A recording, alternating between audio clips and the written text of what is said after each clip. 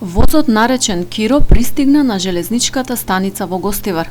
Од вагоните се симнаа мноштво патници. Меѓу сите најмаркантна беше фигурата на еден офицер. Имаше машки црти и античка убавина. Тој се упати кон плоштадот. Во десната рака носеше дрвен војнички куфер, а во левата обичен патнички. На плоштадот праша кој пат води до касарната. Оваа долга улица ја викаме Дебарска, му одговори еден граѓанин. Таму на крајот од левата страна е касарната. Ова е извадок од расказ од новата книга на пензионираниот професор по македонски јазик од Гостивар Милош Смилјановски.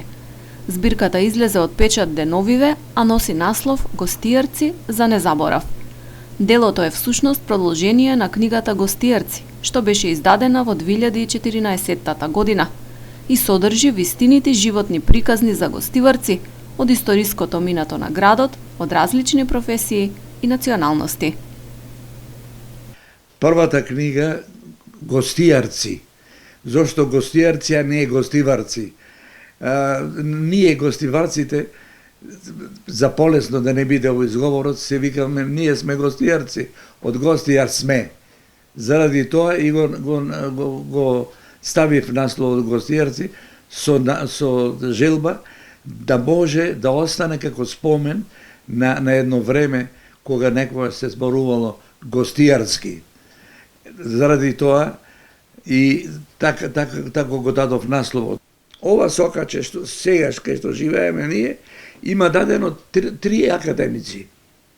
Тоа се таткото и синот, Харалампија и Момир и Матковски.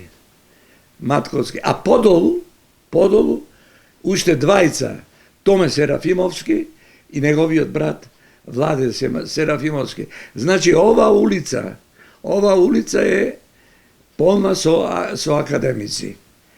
Друго, Гостивар е извор на академици. 11 мина пред 7-8 години, сега може некој град има повеќе, меѓутоа 11 мина гостиварци се академици. На шега Томе Серафимовски велеше место Ману да се вика, ние ќе ја викаме Гану, Гостиварска академија. Гостијарци за незаборав е посветена на гостиварските академици Харалампие и Момир Поленаковиќ.